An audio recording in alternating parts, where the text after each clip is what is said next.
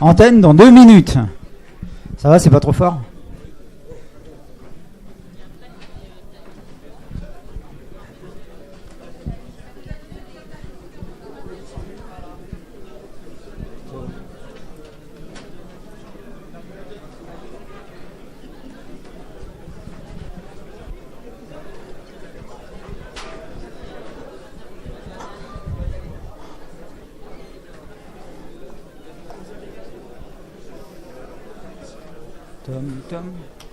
On va commencer ?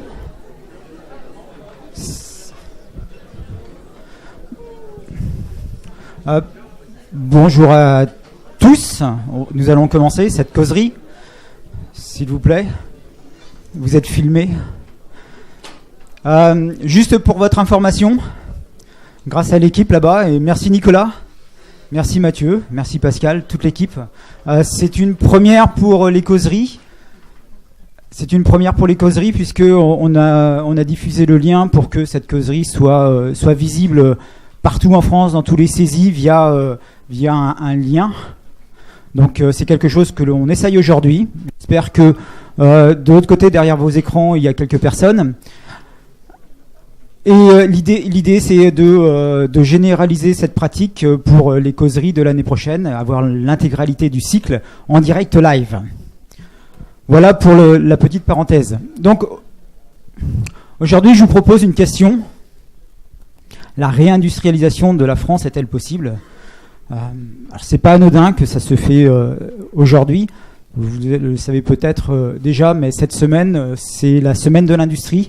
Un certain nombre de manifestations, des visites d'entreprises, des conférences comme celle-ci, des expositions sont organisées partout en France pour essayer de dynamiser un peu l'attrait de l'industrie. Donc l'intérêt de cette causerie, c'est de regarder un peu et de poser cette question sur cette fameuse réindustrialisation. Alors, je vais commencer par quelques chiffres pour vous donner un peu une idée de l'industrie actuellement en France. 870 milliards de chiffre d'affaires. Alors ça vous parle peut-être pas beaucoup. On va voir ce que cela représente dans notre économie. 235 000 entreprises. Donc il y a du travail dans les entreprises manufacturières. 235 000 entreprises, donc les grands groupes, les PME, les micro-entreprises de tout secteur d'activité, donc l'industrie manufacturière, mais y compris le BTP. 235 000 entreprises, ça représente 2,7 millions de salariés directs. Alors, ce qui est intéressant, c'est pas forcément ce Polaroid à l'heure actuelle, c'est un peu la tendance. Alors, si on fait beaucoup d'activités effectivement sur l'industrie, c'est que l'industrie se porte pas très bien en France depuis un certain nombre d'années. Donc là, vous avez un graphe, je vous en montrerai 2 ou 3 autres, qui sont tous à peu près de la même teneur, guère optimiste. Là, ce graphe présente donc le nombre d'emplois dans l'industrie en France métropolitaine. Vous voyez, depuis 81 jusqu'à 2013. Et là, c'est encore, ces derniers temps, encore chuté. Le nombre d'emplois directs dans l'industrie est en constante diminution. Alors, il y a juste après-guerre, il y a une personne à peu près sur 3-4 qui travaillait dans l'industrie, l'autre partie dans l'agriculture. Et maintenant, à l'heure actuelle, 12% environ des emplois salariés sont dans l'industrie. Quand on parle de l'industrie, vous voyez une décomposition. Donc, on verra ce que cela représente, mais les industries agroalimentaires sont en grande partie très pourvoyeurs de main-d'œuvre, de salariés. Vous avez derrière la métallurgie, les produits métalliques, l'industrie automobile et ainsi de suite. Vous avez une décomposition de tous les secteurs. C'est juste pour votre information, pour que vous ayez une petite idée de quoi on parle quand on parle d'industrie en France.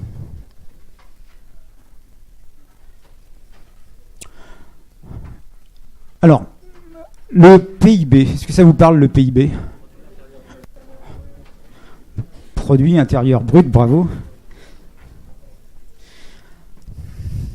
C'est un indicateur qui mesure l'activité économique d'un pays. Alors, tous les pays calculent leur PIB. Dans le PIB, on va mettre tout ce qui contribue à la valeur créée par un pays. Donc tout ce qui est valeur ajoutée pour l'industrie manufacturière, mais on va retrouver tout ce qui est BTP, tout ce qui est administration quand il y a une création de valeur ajoutée, tout ce qui est commerce, etc., etc. Donc, en France, il y a deux locomotives sur le PIB à l'heure actuelle en termes de création. Une des premières locomotives, c'est l'immobilier. On vend, on achète des appartements, des biens immobiliers, ça crée de la valeur, il y a de l'argent qui tourne. Le deuxième, c'est le tourisme, avec bien sûr la France qui est une destination privilégiée pour le tourisme mondial. Donc on a des gens d'extérieur qui viennent chez nous dépenser donc dans les restaurants, dans les hôtels, dans les différents commerces. L'industrie bien sûr participe à la création de ce PIB à hauteur de 10% seulement.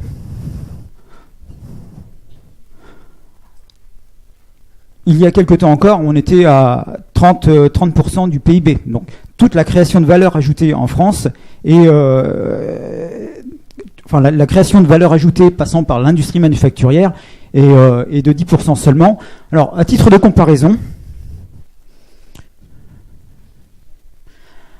l'Allemagne culmine à peu près à 20%, l'industrie automobile notamment, mais il y a toute une structure manufacturière, toute une structure industrielle qui permet à l'Allemagne d'être largement au-dessus de la France en termes de création de valeur industrielle.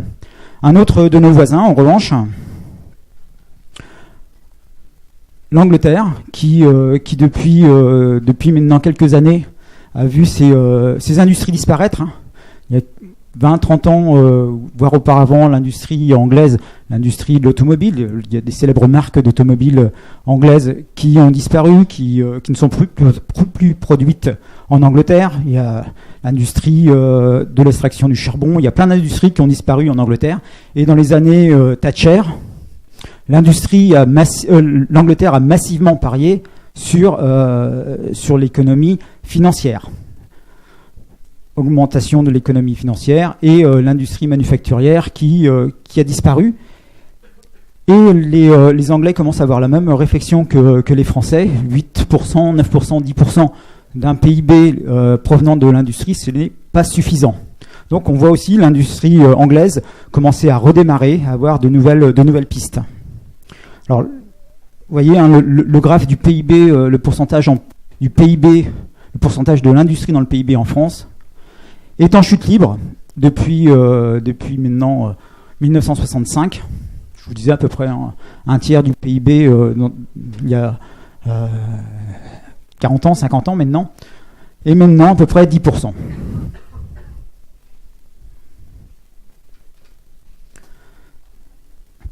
Alors, la réindustrialisation est-elle possible? C'est une grande question. Je ne vais pas vous répondre par oui ou par non, je vais essayer de vous donner des éléments de réflexion. Et la première piste de réflexion, c'est déjà de comprendre les causes.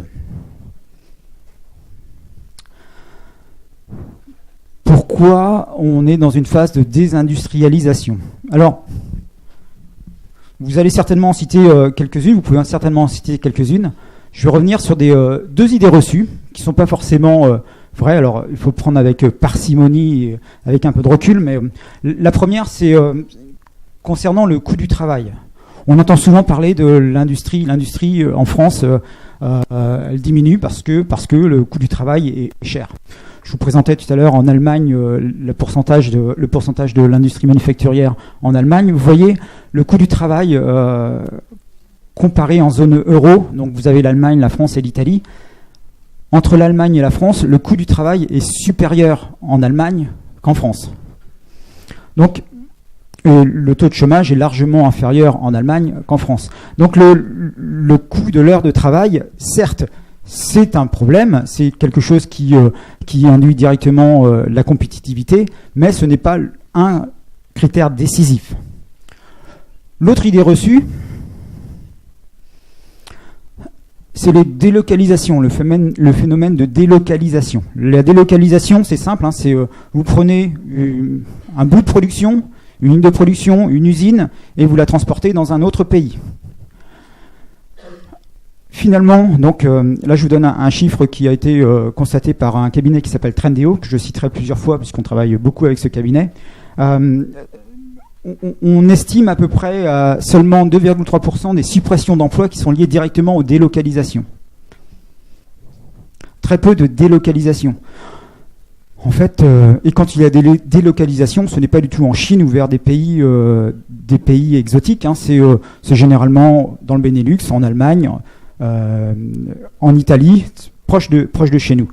La désindustrialisation n'est pas due dans un phénomène de fond aux délocalisations, c'est tout simplement des usines qui ferment parce qu'elles ne sont plus compétitives, tout simplement.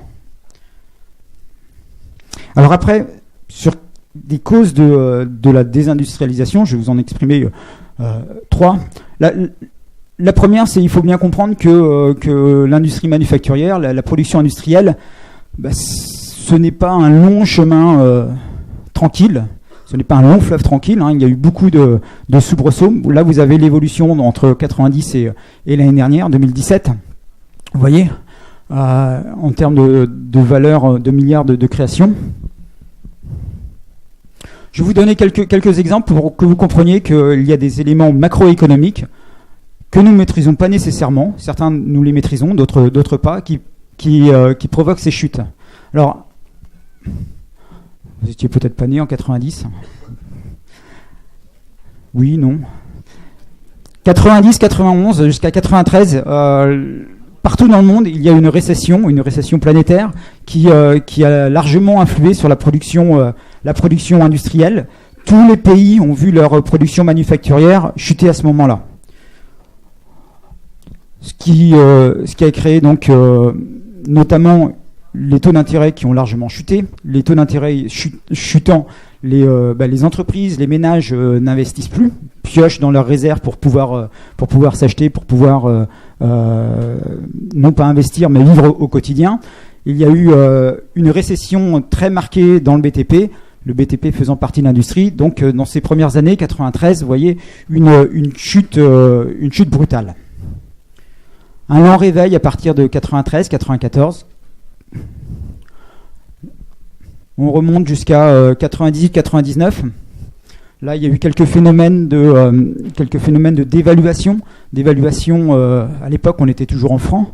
Dévaluation de la lire italienne, de la livre anglaise. Ce sont deux pays avec lesquels on échange beaucoup. Donc, le fait de cette dévaluation, nous sommes moins compétitifs. Chute de la production. Nouveau tour de vis en 98, avec une politique de rigueur à ce moment-là pour que la France puisse respecter tous les critères demandés pour la création de l'euro.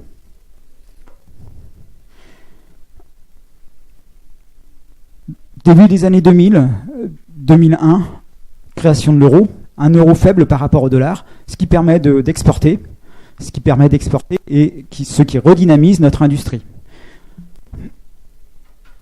Et dès 2001, je cite l'entrée de la Chine dans l'OMC, dans l'Organisation mondiale du commerce, ce qui provoque quand même un certain nombre de changements. Il y a l'éclatement de la bulle Internet aussi qui fait qu'il y a pas mal de dégâts dans l'industrie. Et vous voyez donc des hauts et des bas. Le dernier, vous le connaissez tous, hein, c'est 2008-2009, le grand crack mondial, avec l'effondrement de la production mondiale. Et depuis 2009-2010, vous voyez, encore en 2017, en France en tout cas, on est loin d'avoir récupéré notre niveau initial. Ce qui est inquiétant, parce que là je ne l'ai pas mis, mais dans un certain nombre de pays, l'Allemagne, l'Angleterre, la Chine, les États-Unis, ils sont déjà au niveau d'avant ce crack mondial. Donc vous voyez un certain nombre de causes de désindustrialisation qui ne sont pas forcément donc liées à la politique industrielle, à la vision de l'industrie, à la performance de nos entreprises, mais vraiment des phénomènes macroéconomiques.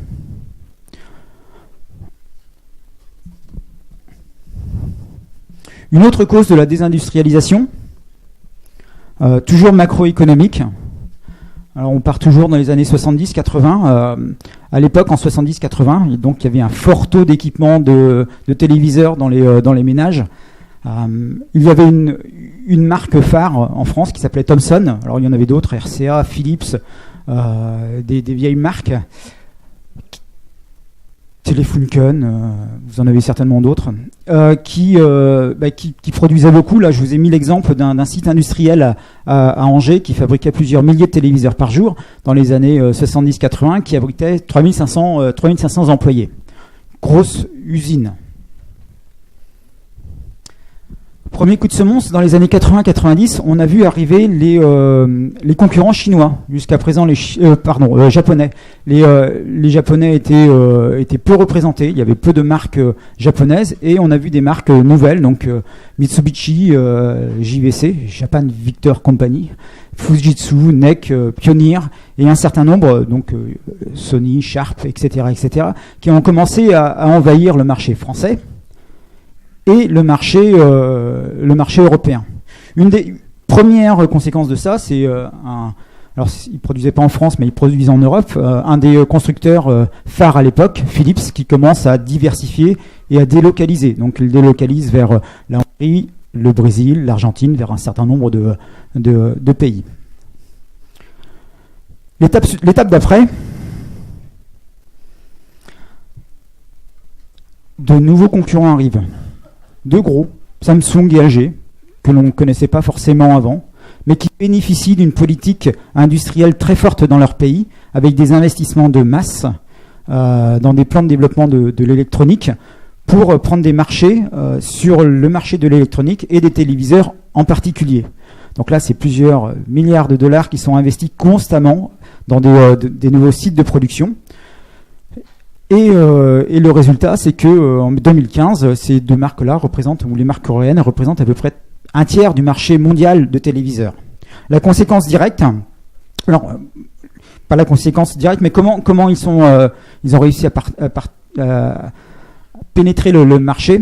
La première chose, c'est alors un aspect industriel, c'est la productivité, de nouvelles usines robotisées, nouveaux moyens de production.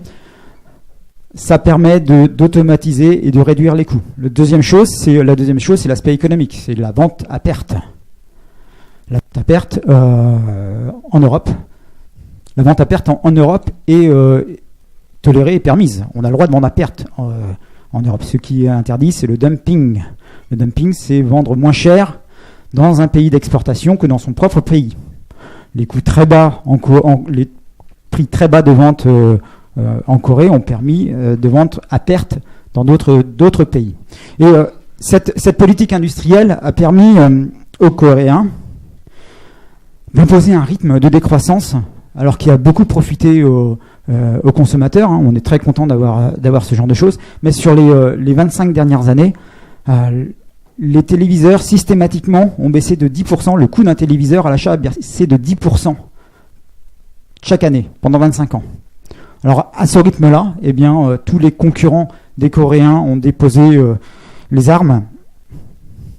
Mitsubishi, JVC, Fujitsu, NEC, Pioneer, que je citais tout à l'heure, tous arrêtés entre 2009 et 2013.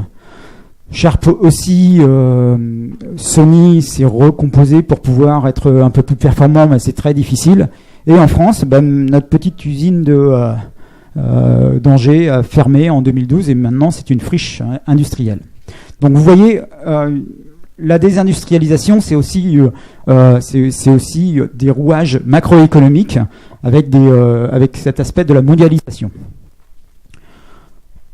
Une autre cause, vous connaissez tous la poire. Alors c'est un symbole, cette voiture, la Renault 14. On n'en croise plus beaucoup, mais c'est un symbole du moyen de gamme français dans les années 80-90. En France, donc le secteur emblématique de l'automobile était positionné sur le moyen de gamme. Alors très bien, Renault, Peugeot, Citroën se partageaient le marché français, le marché européen, mais pour l'exportation, eh bien, c'était un peu compliqué. Trop cher pour le low cost, trop cher pour exporter, et bien sûr pas assez de qualité pour pouvoir concurrencer les berlines allemandes notamment qui se déployaient. Et donc c'est quelque chose que l'industrie française a toujours eu comme défaut, c'est pas un positionnement low cost, pas un positionnement haut de gamme qui nous permettrait de faire un certain nombre de choses, mais un positionnement middle class qui nous empêche d'exporter. Alors, sur la courbe des exportations automobiles, vous voyez la différence flagrante entre les exportations françaises et les Allemands qui ont bien sûr très très bien compris avec l'ensemble de leur voitures haut de gamme cette mécanique.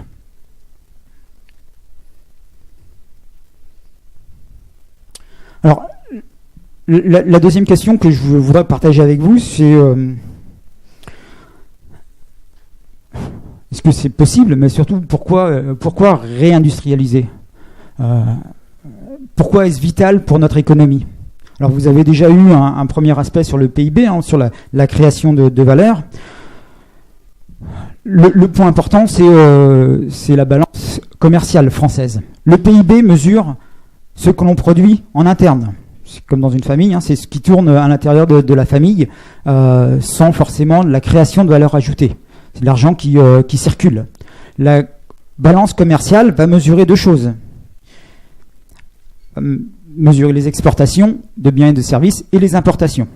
C'est tout l'argent qui va rentrer dans un pays. Alors là aussi, on est plutôt en mauvaise posture.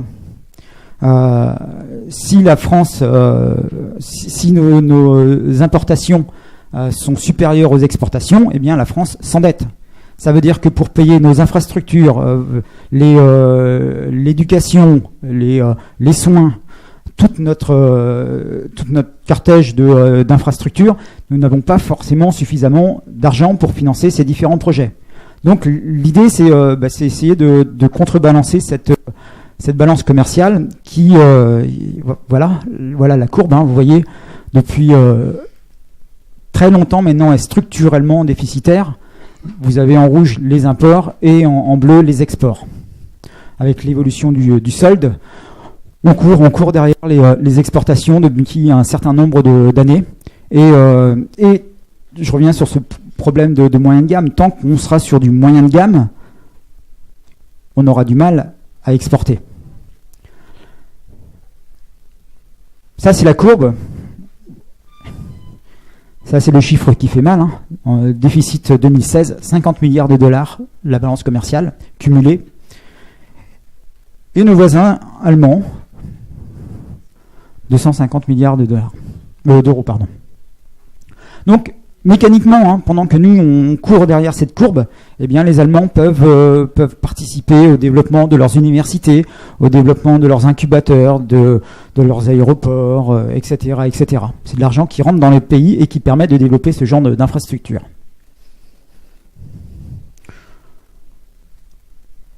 Pour avoir une vue un peu plus précise sur ces exportations, et là ça va aussi permettre d'avoir une réflexion.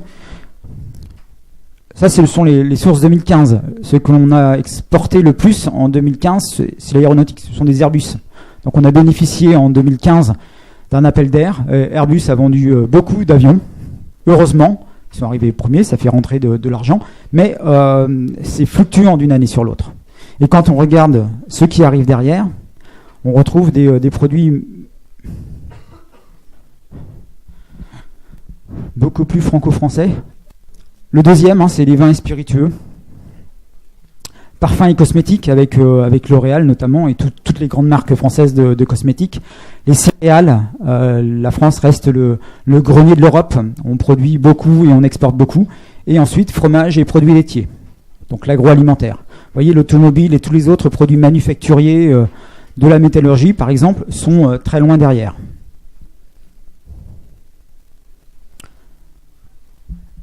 Et là où on est extrêmement dépendant, c'est bien sûr l'énergie. La grande partie du déficit de la balance commerciale vient de l'énergie. Le gaz, le pétrole que l'on fait venir de l'extérieur. Donc là, il y a bien sûr un point critique, c'est développer effectivement les exportations avec un levier industriel, mais aussi réduire notre facture énergétique.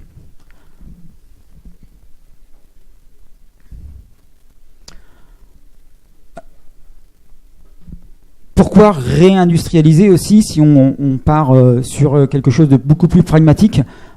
C'est une spirale vertueuse. Plus on a d'usines, plus on pourra produire. Ça, c'est une vérité de la palisse, mais prenez une entreprise comme L'Oréal. L'Oréal a des centres de recherche et de développement en France. Il développe des nouveaux projets.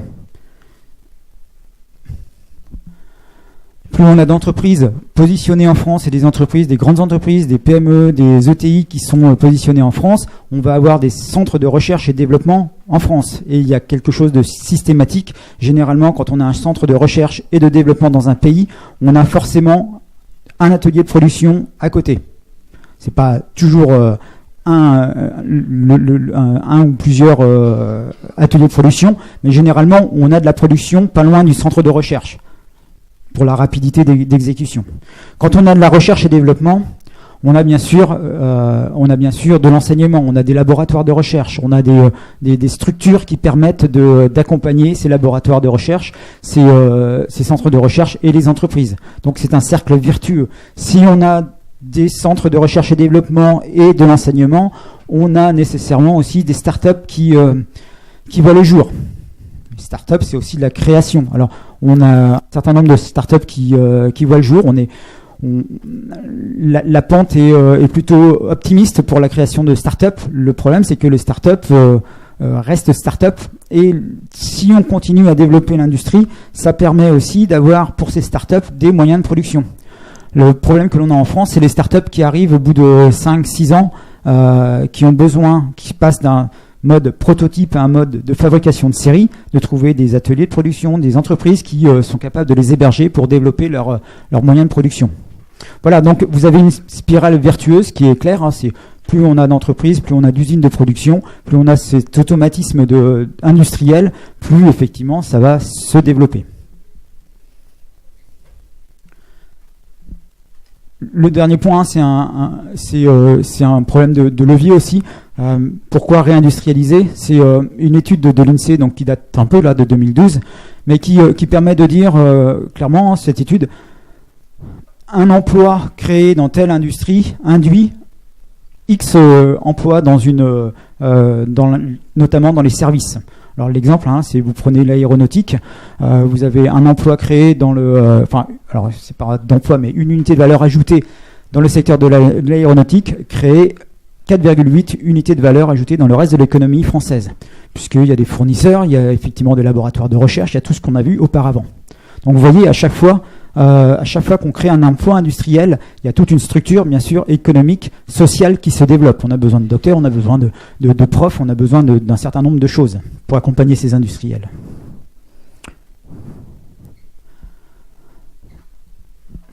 Alors, la question suivante, c'est comment réindustrialiser?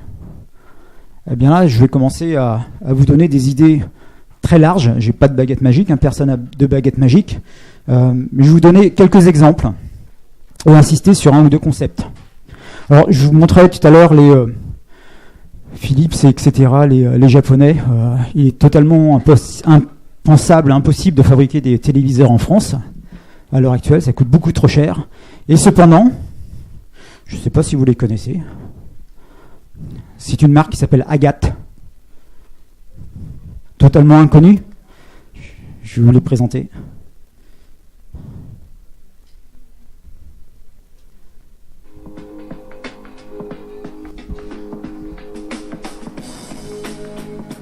L'entreprise Agathe conçoit et fabrique des téléviseurs encastrables dans les murs sans ventilation. C'est le point de départ de l'entreprise, le point de départ de l'activité qui a été créé en 2004. Au départ, on fabriquait surtout des téléviseurs destinés au monde de la salle de bain et de la cuisine haut de gamme, pour le résidentiel donc, et très vite on est allé vers le monde de l'audio et de la vidéo, pour nous permettre d'avoir plus de produits, plus de marchés. Donc aujourd'hui on a des écrans qui font de 30 cm à plus de 2 mètres de diagonale et on a 3 marchés principaux, le résidentiel, haut de gamme, le yachting et l'hôtellerie. L'hôtellerie étant le marché sur lequel on se développe le plus fortement, qui est le plus prometteur pour permettre à Agathe de se développer au niveau du chiffre d'affaires, au niveau de l'activité. L'innovation chez Agathe, c'est primordial pour permettre de se démarquer de la concurrence, parce qu'aujourd'hui on exporte jusqu'à Singapour et par rapport à nos concurrents internationaux, il faut qu'on puisse avoir des éléments différenciants. Donc on a conçu différents produits pour s'adapter aux besoins, comme le téléviseur en deux parties. Donc on a séparé la dalle LED de toute l'électronique qui normalement est dans le téléviseur pour faciliter la maintenance des hôtels principalement et pour permettre aussi au téléviseur d'être upgradable dans le temps. On a travaillé sur un détecteur de mouvement 3D qui permettrait de contrôler le téléviseur, de remplacer la télécommande étanche du téléviseur en salle de bain. Et puis on travaille sur l'amélioration de miroirs. Donc on a un miroir exclusif chez nous qui s'appelle le Premium, qui permet vraiment de se différencier de la concurrence en termes de qualité de reflet, qualité de miroir. Et c'est très technique, mais ça permet vraiment d'avoir une identité propre.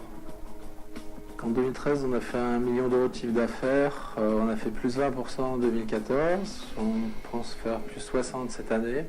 Tout ça passe par l'embauche de nouvelles personnes, mais aussi c'est rendu possible grâce à l'innovation. On prévoit de multiplier encore ce chiffre d'affaires, passer à 10 millions d'euros d'ici 2018, parce que le marché est là, parce que notre image de marque nous permet de conquérir des nouveaux marchés.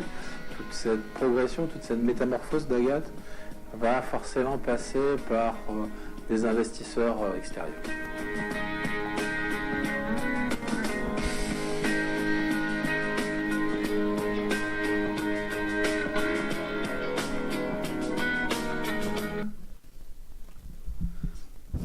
Vous voyez, il y a une phrase qui est extrêmement importante. Je vous parlais du positionnement moyen de gamme. Là, on a typiquement une PME, donc c'est une PME lyonnaise qui construit des téléviseurs. Alors, pour l'instant, c'est fabriqué en France, c'est made in France, avec des composants qui viennent effectivement pour un certain nombre de l'étranger, notamment la dalle. Mais vous avez la phrase qui est clé, c'est pour Agathe, l'innovation est capitale.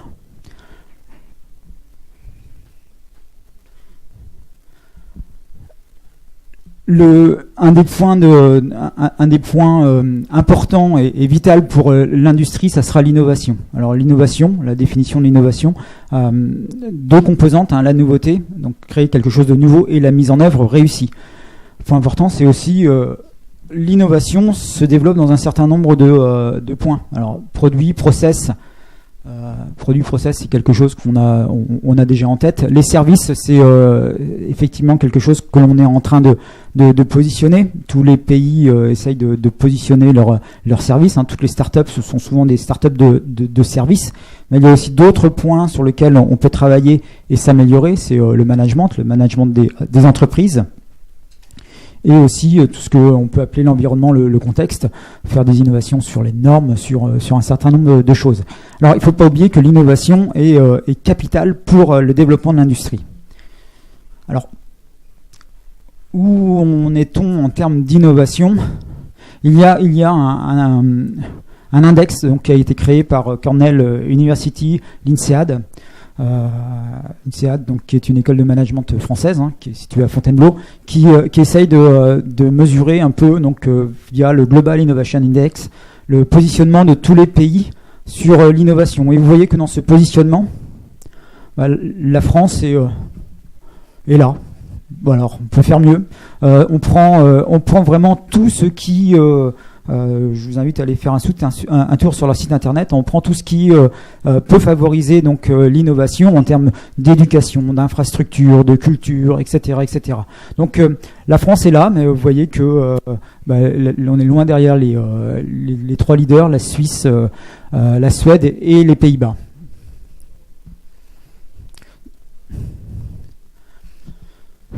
En termes d'investissement en recherche et innovation, là, c'est la dépense en recherche et développement, donc en pourcentage du PIB.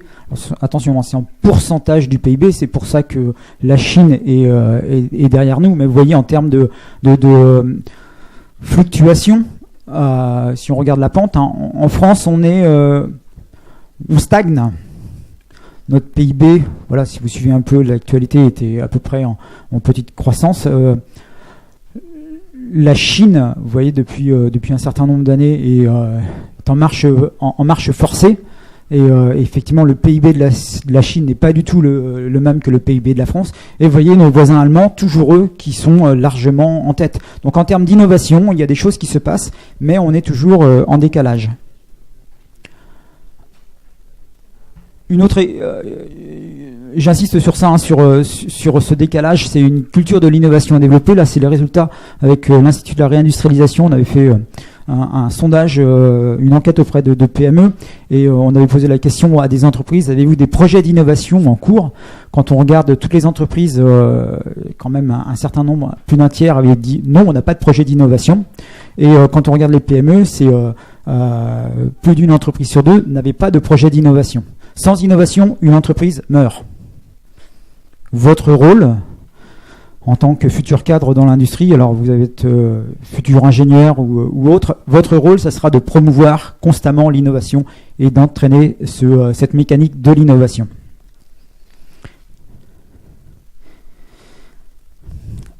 Un autre levier sur lequel on peut se positionner, la réflexion qu'on peut avoir, c'est l'industrie du futur. Alors l'industrie du futur, vous avez tous entendu parler, j'imagine, de l'industrie 4.0. C'est très à la mode en ce moment.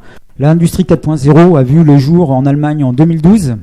Et tiens, comme par hasard, les Allemands, avec plutôt les leaders industriels allemands, Siemens, Bosch, etc., qui partent du constat que maintenant l'industrie c'est totalement automatisé, donc ça va modifier considérablement tous les métiers de l'industrie. L'industrie 4.0 donc se propage partout dans le monde. En France, on prend le terme industrie du futur, qui permet d'englober aussi l'aspect management, l'aspect ressources humaines, l'aspect compétences dans ce phénomène-là. Mais ce qui est intéressant sur l'industrie du futur, c'est que vous avez un certain nombre de nouvelles technologies qui vont permettre de développer certaines industries. Blockchain technologie. La blockchain, peut-être que si vous vous intéressez aux monnaies virtuelles comme le Bitcoin, vous en avez entendu parler, mais c'est quelque chose qui est aussi en place dans l'industrie. Un exemple avec Carrefour qui travaille sur la traçabilité de ses poulets avec cette technologie de blockchain. Vous avez tout un tas de... Voilà, les drones, par exemple, la SNCF qui maintenant commence à faire de la maintenance de ces voies avec des drones. La cybersécurité, je ne sais pas si vous avez vu la semaine dernière ou il y a 2 semaines, il y a eu le premier accident mortel d'une voiture sans pilote. Voilà, la cybersécurité, ça va être forcément un point important avec toutes ces informations qui vont circuler. Le database management, on crée beaucoup d'informations qu'il va falloir interpréter. Plein de nouveaux champs d'activité sur lesquels vous, votre génération, vous allez être directement impliqué. On prend la fabrication additive métal, où on peut fabriquer de nouvelles pièces totalement révolutionnaires avec ce procédé-là. En 2019, on va s'équiper d'une fabrication additive métal sur le site de Nanterre, de l'autre côté de la rue. Donc on va pouvoir aussi se positionner dessus. Alors, plein de choses, effectivement, que notamment les ingénieurs vont pouvoir développer. Après, je vais essayer de minorer. En France, 36 000 ingénieurs par an. C'est ce qu'on forme. Mettre tout ça en perspective, hein, le besoin actuel en Inde ou en Chine, c'est 1 500 000 ingénieurs. Donc les 35 000 ingénieurs, dont certains d'entre vous allez faire partie bientôt, oui, vous allez devoir vous battre, armes égales, je ne sais pas, mais vous n'allez pas pouvoir vous battre sur tous les champs d'activité, mais sur un certain nombre.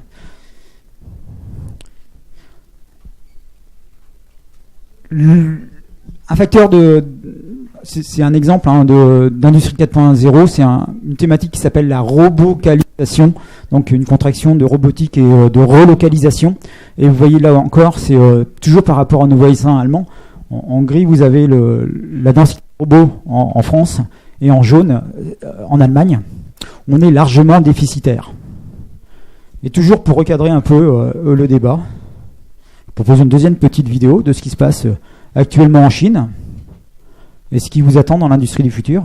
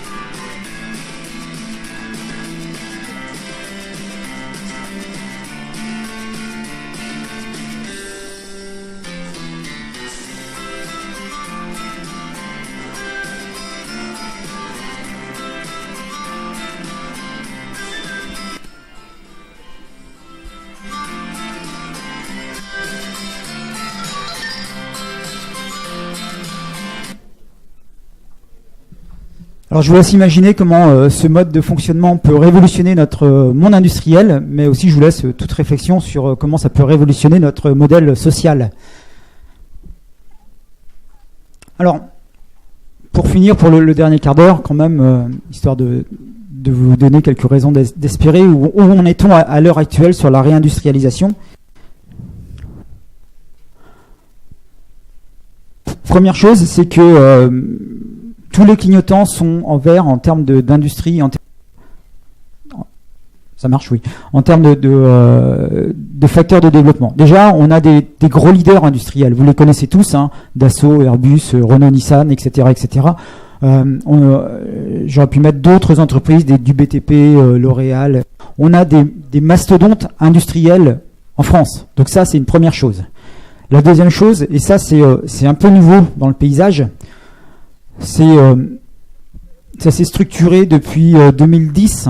Pendant très très très très longtemps, la France n'a pas eu de politique industrielle. On avait, si vous regardiez la représentation à l'Assemblée nationale en termes d'industriels, il n'y avait personne. Le dernier véritable ministre industriel, c'était Francis Maire en 2006. Et depuis 2010, donc il y a eu plusieurs gouvernements qui ont essayé de structurer ça. On a une structure industrielle en France, on a une réflexion qui est un peu synthétisée par l'Alliance Industrie du Futur, donc qui regroupe des industriels, des écoles. Le CESI est une des quelques écoles faisant partie de l'industrie, de l'Alliance Industrie du Futur. On a des logos comme, c'est pas des logos, mais des associations, le French Lab pour le développement des startups à l'international, la French Tech pour développer tout ce qui est numérisation. Vous voyez, il y a des choses qui se passent, tout ça c'est très très récent. On a deux choses. Alors la CTI, c'est pas la CTI qu'on connaît dans l'école d'ingénieurs, ce sont les centres techniques qui se développent, qui se focalisent sur l'accompagnement des PME et des entreprises dans l'innovation. Les instituts Carnot aussi qui sont liés, qui sont la réunification des entreprises et des laboratoires de recherche toujours dans l'innovation.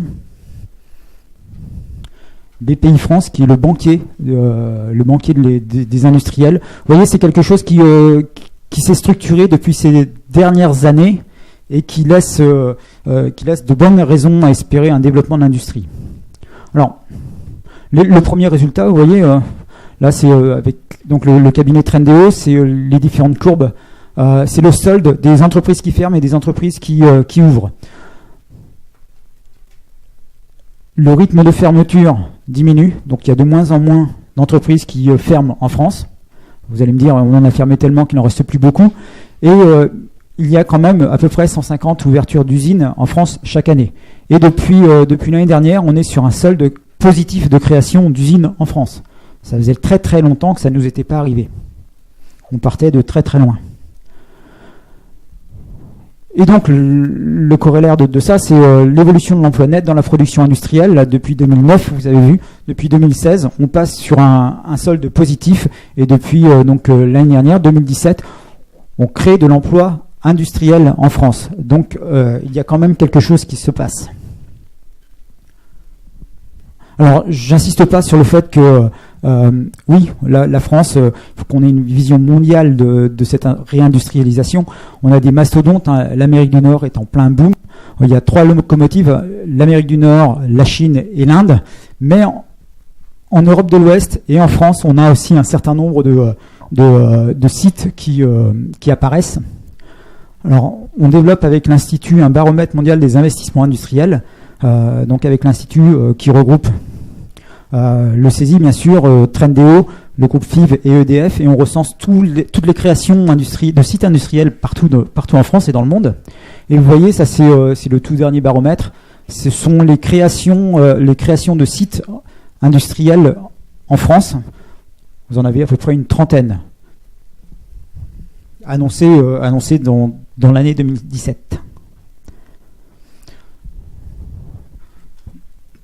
Toujours via ce baromètre, on essaye de recenser un peu ces entreprises et de les catégoriser via des critères d'usines du futur.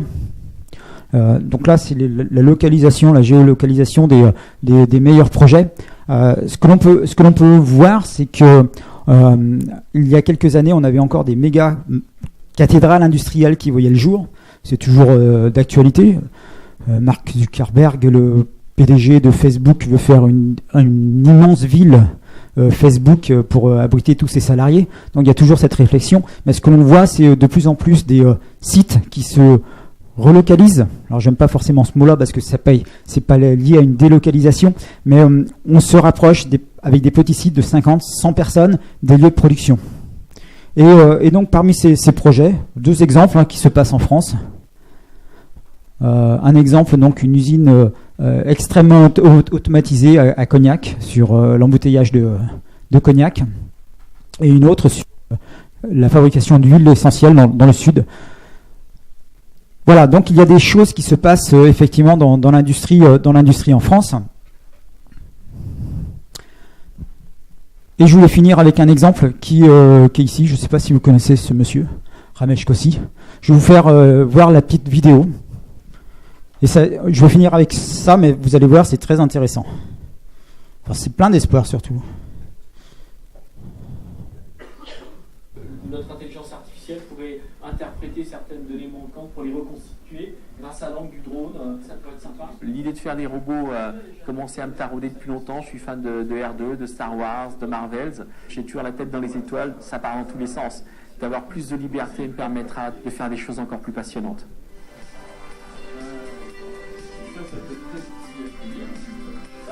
Chez Partnering Robotics, on a inventé Diawan. C'est le premier robot au monde neuro-inspiré, c'est-à-dire qu'il est doté d'intelligence artificielle qui lui permet de naviguer de façon autonome dans des grands environnements, des plateaux de 500, 1000 m² et plus, et de performer des services. En l'occurrence, aujourd'hui, il est capable de détecter les pollutions de l'air, d'épurer l'air et de créer des big data, des cartographies de l'air intérieur. C'est une première mondiale, on est très fiers de ça. Et demain, grâce à Diawan, qui est une plateforme ouverte, on pourra accueillir plus de services et faire que le robot soit de plus en plus utile. J'ai toujours des projets pour créer, j'ai d'autres produits que j'ai envie de faire, d'autres services que j'ai envie d'imaginer. Moi, ce que je veux, c'est bâtir quelque chose qui permette de créer plus de jobs. Parce que nous, c'est ce qu'on veut faire. On veut montrer qu'en France, grâce aux nouvelles technologies, on peut créer pas simplement des emplois dans le digital, mais des emplois industriels. Tout le monde va pouvoir bénéficier de la valeur que l'on crée. BPI France, c'est une rencontre qui est importante. Ça nous permet d'accéder à des crédits avec des taux intéressants. C'est aussi une rencontre pour nous rendre plus crédibles en étant classés à Excellence. Ça nous a permis d'avoir l'oreille d'autres institutions. Grâce à BPI France, on va pouvoir passer à la vitesse supérieure. Ça va nous permettre de recruter plus, d'être plus ambitieux, de prendre un peu plus de risques sur certains services à développer. Je suis un peu comme Obélix, je suis naturellement motivé et tous les jours, et ça, c'est nos limites.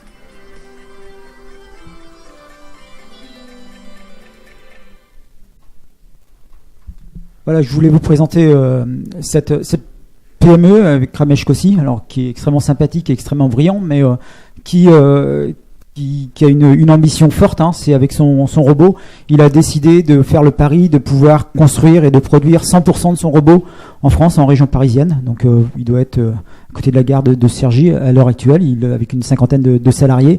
Mais vous voyez, c'est une PME qui va tendre à se développer et qui a un très très fort potentiel.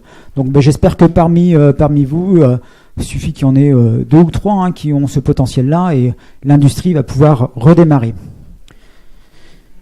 Voilà, je vais en rester là. Merci de votre attention.